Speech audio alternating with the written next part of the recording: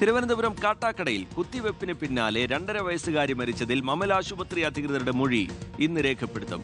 Doctor Arun വാര്യരുടെയും ഡ്യൂട്ടിയിലുണ്ടായിരുന്ന മറ്റ് ജീവനക്കാരുടെയും മൊഴിയാണ് രേഖപ്പെടുത്തുക.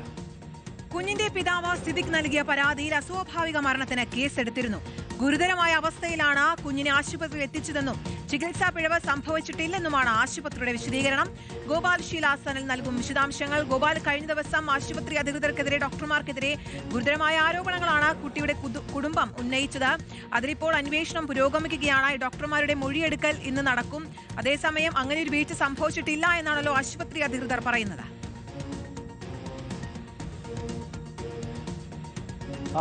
അതെ, അങ്ങനെയാണ് നമുക്ക് ഈ ഘട്ടത്തിൽ അവരുടെ വിശദീകരണമായി എടുക്കാൻ കഴിയുക. കാരണം ഇക്കഴിഞ്ഞ ഞായറാഴ്ചയാണ് ഉച്ചയോടുകൂടി കാട്ടാക്കട സ്വദേശിയായ സിദ്ദിഖിന്റെ മകൾ 2.5 വയസ്സുകാരി ഐഷ ഫാത്തിമ കുത്തിവെപ്പെടുത്തതിന് പിന്നാലെ മരണപ്പെടുന്നത്. ഈ മരണം സംഭവിച്ച ഉടൻ തന്നെ ഇതിൽ പ്രധാനമായും കുടുംബം ഉന്നയിച്ച ആരോപണം ചികിത്സാ പിഴവ് ഉണ്ടായി എന്നതായിരുന്നു. 18-ാം തീയതി ശ്വാസതടസ്സത്തിനും ശാരീരിക അസ്വസ്ഥത്തിനുമാണ് കുഞ്ഞിനെ ഇത്തരത്തിൽ ഈ ആശുപത്രിയിൽ പ്രവേശിപ്പിച്ചത്. അതിനുശേഷം വീണ്ടും 21-ാം തീയതിയും സമാനമായി തന്നെ ചില ബുദ്ധിമുട്ടുണ്ടായതോടെ, കൺപോള തടിപ്പും ശ്വാസതടസ്സവും അടക്കമുള്ള ബുദ്ധിമുട്ടുകൾ ഉണ്ടായതോടുകൂടി ഈ കുഞ്ഞിനെ മമൽ ആശുപത്രിയിൽ തന്നെ ഒരിക്കൽ കൂടി പ്രവേശിപ്പിക്കുകയായിരുന്നു. അന്ന് തന്നെ കുഞ്ഞിന്റെ രക്തവും മൂത്രവും അടക്കം പരിശോധനയ്ക്കെടുക്കുകയും ഇത്തരത്തിൽ ആവി കൊള്ളുവാൻ നിർദ്ദേശിക്കുകയുമായിരുന്നു. അതിനുശേഷമാണ് 2 കുത്തിവെപ്പുകൾ കുഞ്ഞിന് എടുക്കുന്നത്. ഈ കുത്തിവെപ്പ് എടുത്തതിന് പിന്നാലെ തന്നെ കുഞ്ഞിന്റെ മുഖം കോടി അത്യാസന്ന നിലയിലായി മരണം സംഭവിക്കുകയായിരുന്നു എന്നതാണ് നമുക്ക് പ്രാഥമികമായി ഇതിൽ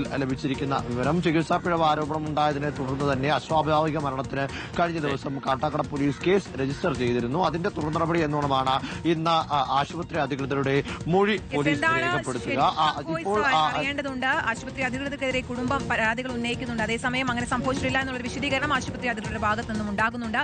ഇന്നെന്തായാലും ആശുപത്രി അധികൃതരുടെ മൊഴിയെടുക്കാനൊരുങ്ങുകയാണ് അന്വേഷണ സംഘം. ഗോപാൽ ശീലാസനിലാണ് വിശദാംശങ്ങൾ നൽകിയത്.